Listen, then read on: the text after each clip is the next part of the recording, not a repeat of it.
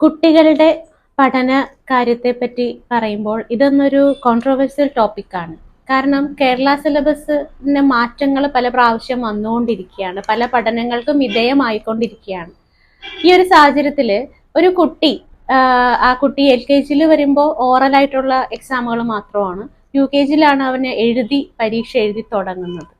അപ്പോൾ മുതൽ ലാംഗ്വേജസ് ഇംഗ്ലീഷും മലയാളം പോലെയുള്ള ലാംഗ്വേജസ് പഠിക്കാനും എഴുതാനും ഒക്കെ ഓരോ കുട്ടിക്കുമുള്ള കഴിവ് ഓരോ തലത്തിലായിരിക്കും.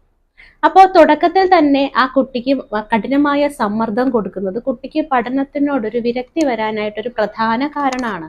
കാരണം കുട്ടി സ്കൂളിൽ പോകാൻ മടിക്കുന്ന കുട്ടികളുണ്ട്.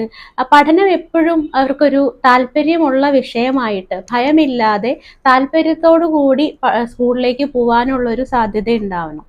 ആ കുട്ടി പെട്ടെന്നൊരു നിമിഷമാണ് ആ കുട്ടി എഴുതാനും വായിക്കാനും ഒക്കെ ആ കുട്ടിക്ക് നമ്മുടെ മൈൽ സ്റ്റോൺസ് പോലെ തന്നെ, അതായത് നടക്കാനും ഇരിക്കാനും ഒക്കെ ഒരു കുട്ടി തയ്യാറെടുക്കുകയും ചെയ്യുകയും പോലെ തന്നെയാണ് എഴുതാനും വായിക്കാനും ഒക്കെ പഠിക്കുന്നത്.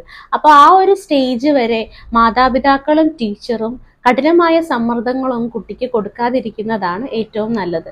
അതും അവൻ കണ്ടും കേട്ടും ആണ് അത് പഠിക്കേണ്ടത്. ആ ഒരു സ്റ്റേജിൽ അവനത് പെട്ടെന്ന് ക്യാച്ചപ്പ് ചെയ്യും. ആ ഒരു സമയം വരെ നമ്മൾ വളരെ ക്ഷമയോടുകൂടി അവരുടെ കൂടെ ഇരിക്കണം. കഠിനമായ സമ്മർദ്ദം കൊടുത്തു കഴിഞ്ഞാൽ കുട്ടികൾ പഠനത്തിൽ നിന്നും പിന്മാറുന്ന ഒരു പ്രവണതയാണ് കണ്ടുവരുന്നത്. ഇത് പ്രത്യേകം ശ്രദ്ധിക്കണം.